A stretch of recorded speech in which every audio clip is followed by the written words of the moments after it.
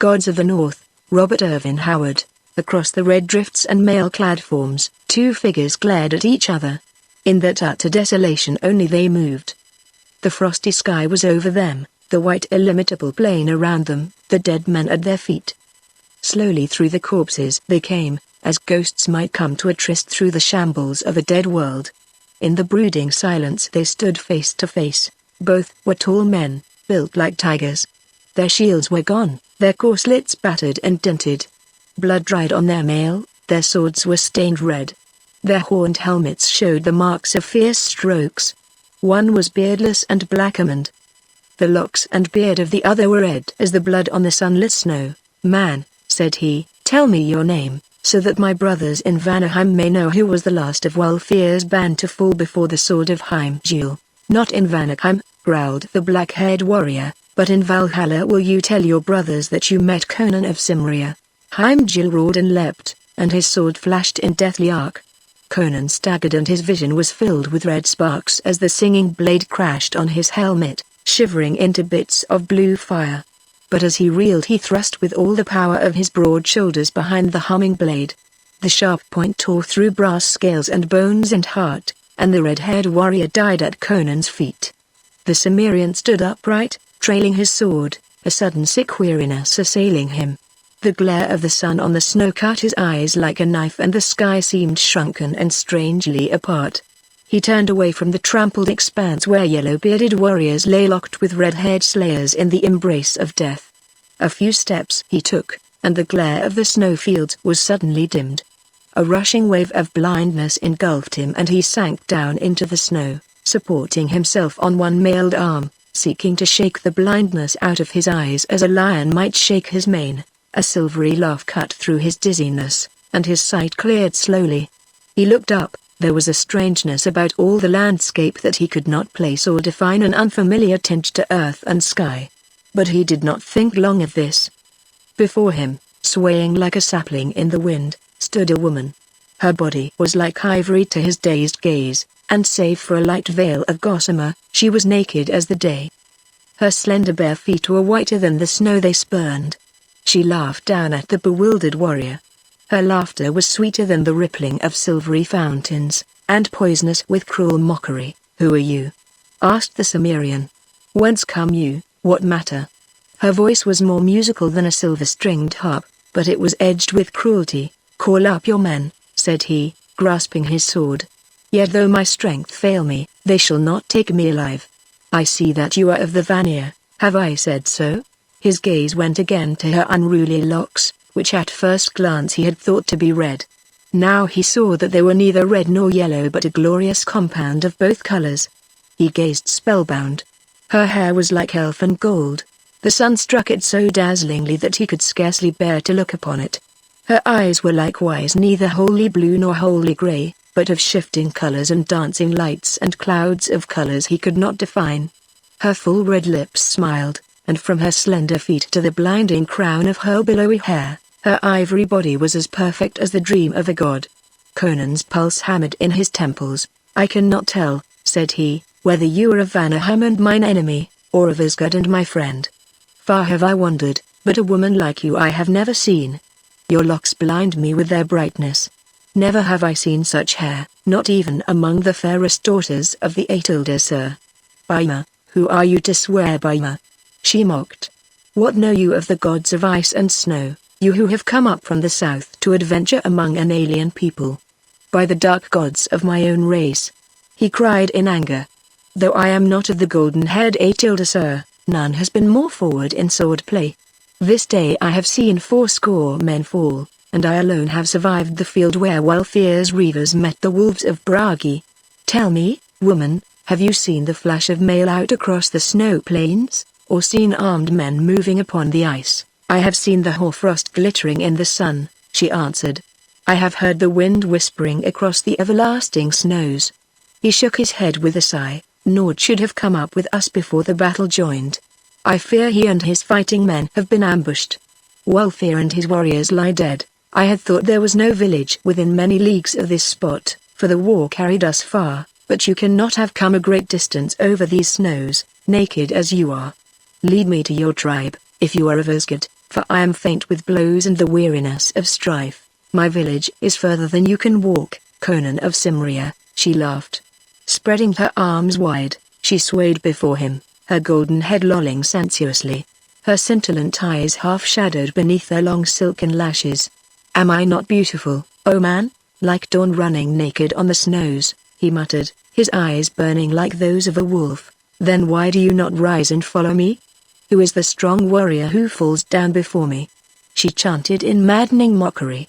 "Lie down and die in the snow with the other fools, Conan of the black hair. You cannot follow where I would lead." With an oath the Cimmerian heaved himself up on his feet, his blue eyes blazing, his dark scarred face contorted. Rage shook his soul, but desire for the taunting figure before him hammered at his temples and drove his wild blood fiercely through his veins. Passion fierce as physical agony flooded his whole being, so that earth and sky swam red to his dizzy gaze. In the madness that swept upon him, weariness and faintness were swept away. He spoke no word as he drove at her, fingers spread to grip her soft flesh.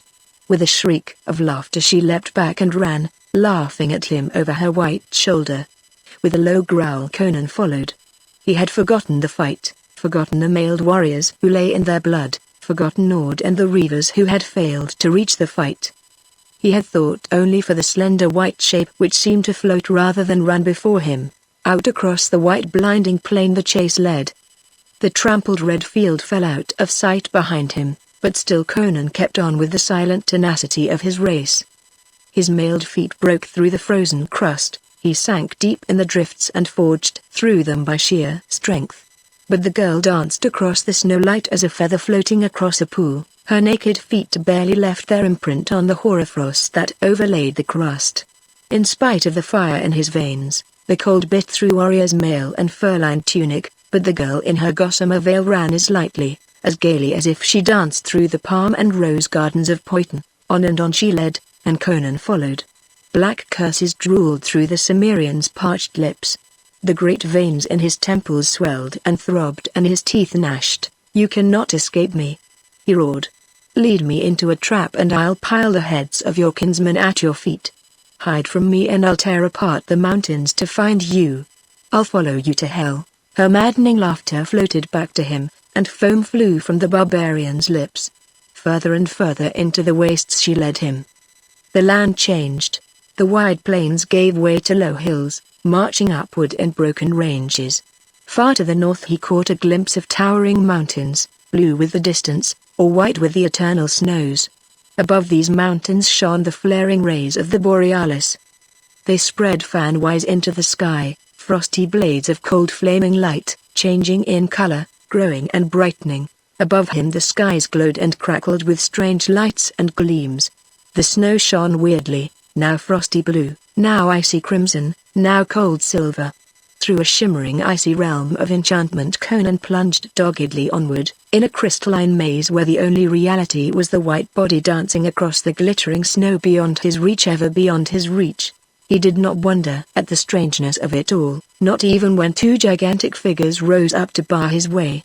The scales of their mail were white with hoarfrost, their helmets and their axes were covered with ice. Snow sprinkled their locks, in their beards were spikes of icicles, their eyes were cold as the lights that streamed above them. "Brothers!" cried the girl, dancing between them. "Look who follows. I have brought you a man to slay. Take his heart that we may lay it smoking on our father board." The giants answered with roars like the grinding of icebergs on a frozen shore and heaved up their shining axes as the maddened Cimmerian hurled himself upon them. A frosty blade flashed before his eyes, blinding him with its brightness, and he gave back a terrible stroke that sheared through his foe's thigh. With a groan the victim fell, and at the instant Conan was dashed into the snow, his left shoulder numb from the blow of the survivor, from which the Cimmerian's mail had barely saved his life. Conan saw the remaining giant looming high above him like a colossus carved of ice, etched against the cold glowing sky. The axe fell, to sink through the snow and deep into the frozen earth as Conan hurled himself aside and leapt to his feet. The giant roared and wrenched his axe free, but even as he did, Conan's sword sang down.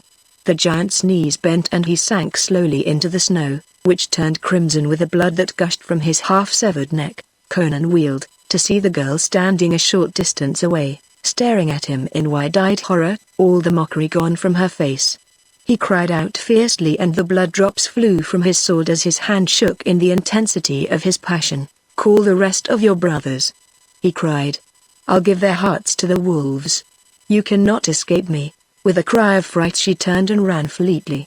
She did not laugh now, nor mock him over her white shoulder. She ran as for her life, and though he strained every nerve and thew, until his temples were like to burst and the snow swam red to his gaze, she drew away from him, dwindling in the witch fire of the skies, until she was a figure no bigger than a child, then a dancing white flame on the snow, then a dim blur in the distance.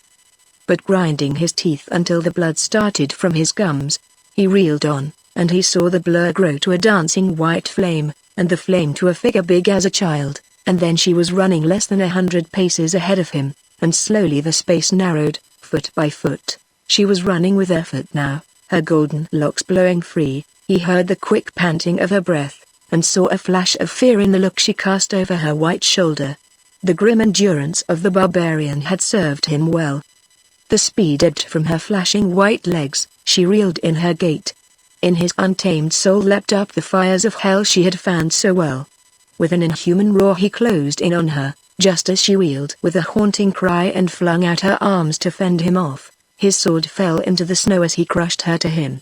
Her lithe body bent backward as she fought with desperate frenzy in his iron arms.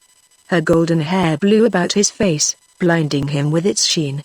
The feel of her slender body twisting in his mailed arms drove him to blinder madness. His strong fingers sank deep into her smooth flesh, and that flesh was cold as ice. It was as if he embraced not a woman of human flesh and blood, but a woman of flaming ice. She writhed her golden head aside, striving to avoid the fierce kisses that bruised her red lips.